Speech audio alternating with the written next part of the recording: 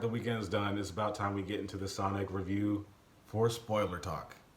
Let's get into it. Alright, Sonic 2020. There's a lot of things that I said in my spoiler-free review. I'm not going to repeat them here because we've already gone through that. So if you haven't checked it out, go check out my spoiler-free review. And if you haven't seen it, go see it. You definitely need to go see this movie for sure. I really can't say too much more about that. I can't really stress that enough. So go see that movie. And yeah, again, spoiler alert. There will be spoilers in this review. If you don't want to be spoiled here, again, go check out my spoiler-free review. There's a bunch of them out there circulating on YouTube. But come and support mine because I'm me, and who doesn't like me?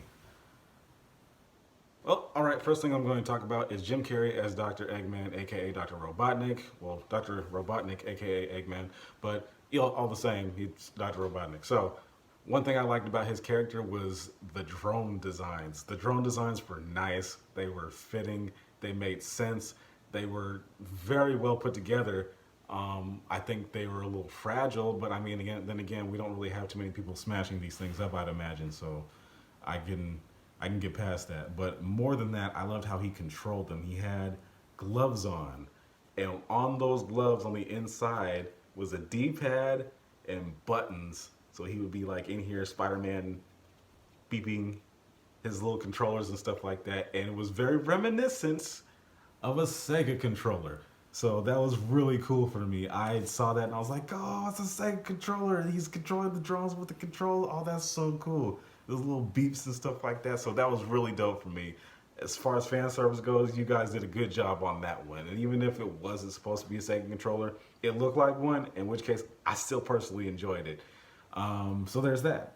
Now, as much as I like those things, I need to talk about some of the things that I didn't like. And there were a few things that I didn't like. Now, I know I gave this movie a 9 out of 10, and upon further review, I'm still going to keep it at 9 out of 10.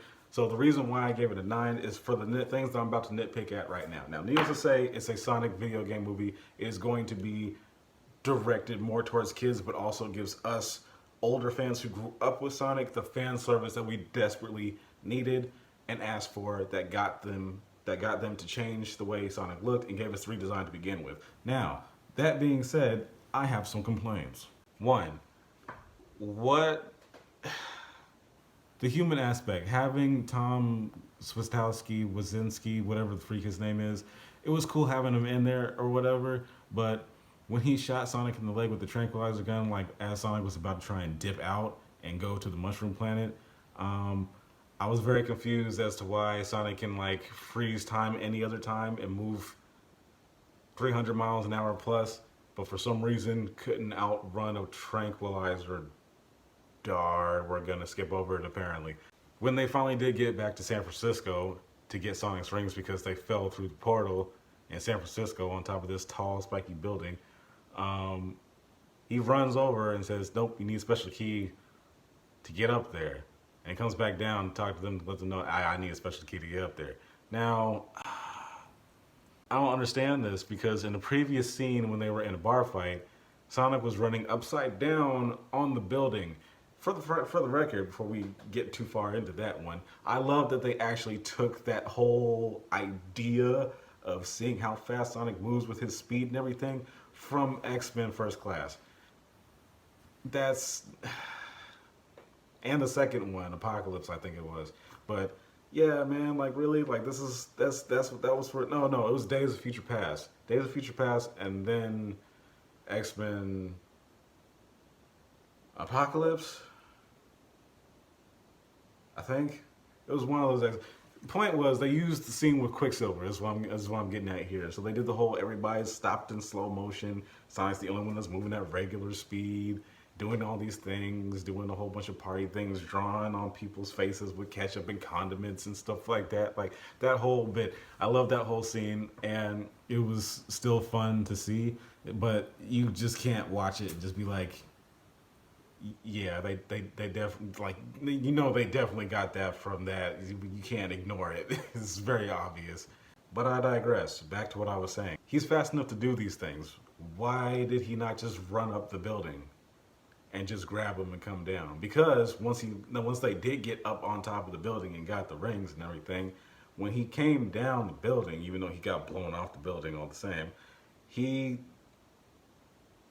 he ran down the building. So why couldn't he just run up the building to begin with? We could have just saved like the extra 20 minutes of trouble with the fake cop thing to get on top of the building. Like, that was just dumb to me. I couldn't get over that. One thing that wasn't needed in this movie was the danger aspect that they threw in there, having Tom Wasinski, whatever the freak, Wachowski, having him being a fugitive. Him being a fugitive was incredibly pointless. Not even mildly, incredibly pointless. There was no need for him to be a fugitive. I get the idea, but if you're going to have that idea and put that in there, stick with that idea. I said this in my spoiler free also. It felt like they were pushing a bunch of stuff together. Like they had this in particular timeline where maybe there was more aspect to him probably being a fugitive and made more of a danger aspect, but they didn't follow through with it. And because they didn't follow through with it, it was pointless and it made no sense. Like, you could have kept that part out.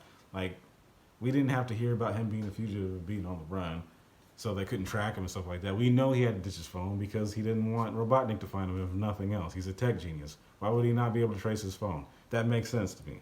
But doing that so the feds don't catch him, that was dumb. I understand that one. There was no point to that. Because at the end of it all, he still ended up using his cop badge to get into that building to get on top. But your face has been everywhere all over the news. You're reported in all 50 states. How are you even getting this far without doing the typical Marvel movie disguise thing with the hat and the hoodie, walking around like this and stuff like that? Like, I just didn't understand. It just made no sense to me. There was no point to it. Also, the other thing that made no sense and had no point to it, aside from those things in particular, go figure, was having Sonic drive to said building. They knew they needed to get the rings back, and they used Tika Sumpter's sister, Natasha Rothwell's character, her car. But there's two fully bodied people. It's Tom and his wife. Why is Sonic driving? That was never explained. They asked the question, but they never explained it. She asked, "Why are we letting the alien drive again?" And Sonic comes out and is like, "Okay, but did you die though?" That answered nothing. That literally answered nothing. Why are you letting him drive? Is it because that was on his bucket list? Because Sonic's been out here doing this whole bucket list thing and knocking stuff off his bucket list because he didn't know what a bucket list was before Tom. If that was the case, I really would have thought somebody would have said something like, bucket list. Simple. That was a simple piece of dialogue you really could have said. It took no effort whatsoever. Why would they let the alien drive again? Bucket list. Boom. Scene is done. That's explained. You having Sonic drive a bashed up car and have it parked on the sidewalk street and then saying, but did you die though? Even though he didn't really say that, I'm just saying that. But did you die though? That explains nothing. That explains literally nothing. It was just a frustrating moment to me because it was just like there was no point. So backtrack a little bit. We get to the beginning with Longclaw. Now, based off the way Longclaw looked in here, I'm going to go ahead and say that was why they had Sonic look the original way that he did, because that would have made more sense having him look like an ugly version like that, or a more realistic version to go with this realistic guardian owl, which is like this weird Guardians of Ga'Hoole owl that's supposed to be watching over Sonic. I have a character I've never heard of before, and come to find out because it's a new character that they put in here for the sake of the movie. Personally, I don't know Sonic's origins like that as far as him being a baby, but I do know that he does have a special power. No, for all of you guys who are wondering, Sonic does not move fast because of his shoes, and they definitely proved that in this movie because 75% of the movie he was wearing beat up shoes. Beat up sneakers that he clearly found at the Goodwill or in a garbage bag or in a dumpster. More than likely a dumpster, or maybe on the side of the road. Who knows? But point was, he was wearing mixed match shoes that looked like it was held together with scotch and duct tape. I don't know. And probably prayer.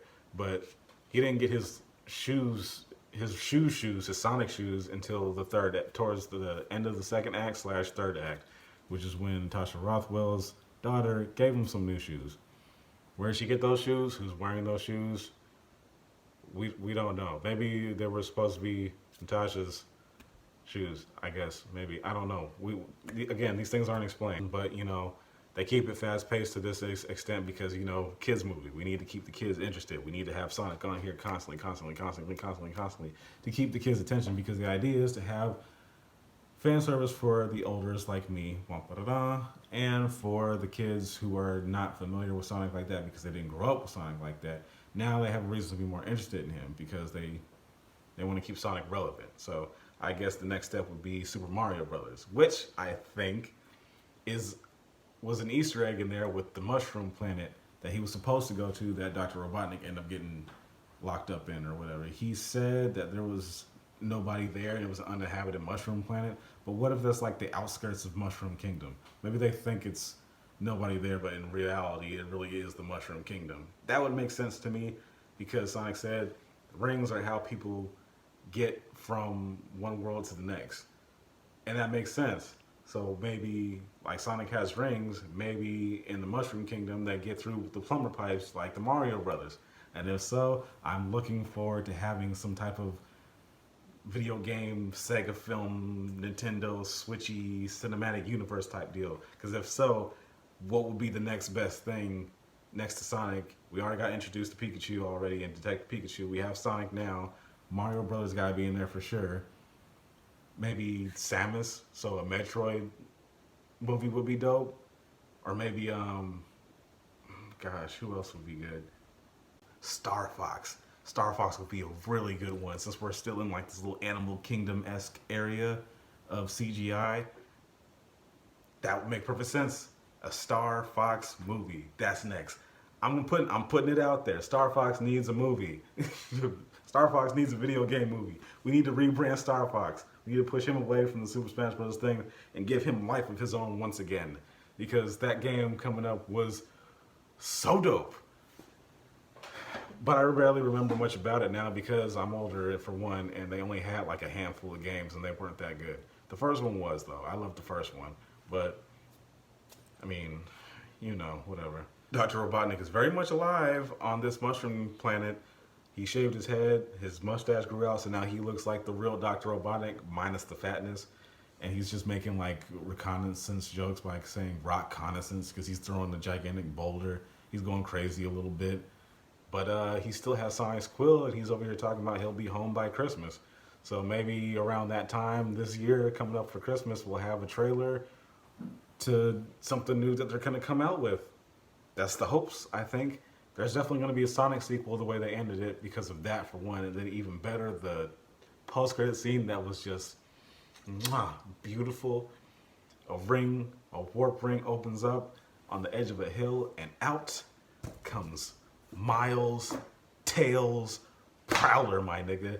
He comes out of that warp hole. His voice is so amazing. It's so accurate.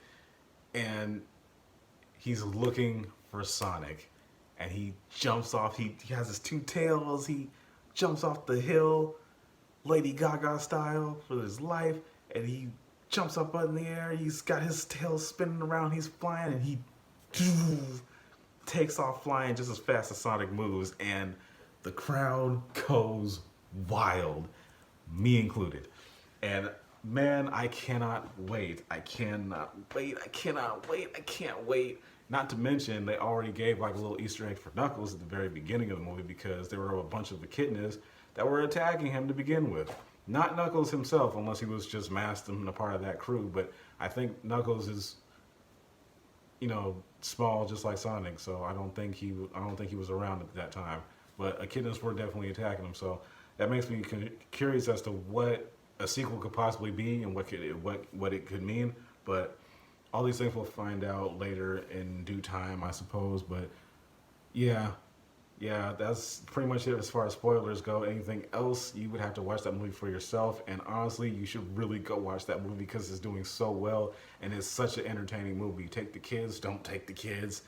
Forget them kids. Fuck them kids. Go watch it for yourself if you're an avid Sonic fan. Even if you aren't a Sonic fan and didn't follow the Sonic fan base like that, because there was a lot of fan service in this, yeah, you'll still enjoy it all the same, I think. So go watch that movie. It's good. Sonic's in there prominently.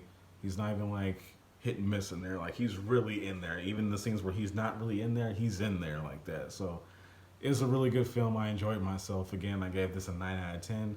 And yeah, you guys, that's pretty much all I got for you guys on this one today. Don't forget to like, comment, subscribe, hit that notification bell for more updates as I update, because I will keep updating. Uh, Leave a comment in the comment section below on what you guys thought about the movie. If you've already seen it, let me know what your favorite parts were of the movie. And don't forget to follow me on my socials, on Instagram over here, boo, boo, boo, and Twitch over here. Boo, boo. What? I keep saying Twitch, god dang it. I mean, you can follow me on Twitch too. That'll also be in the link below, but I'm not really on it right now. Twitter, right there. Twitter, Instagram. Follow me there. And until next time, you guys, I will be here telling it like it is.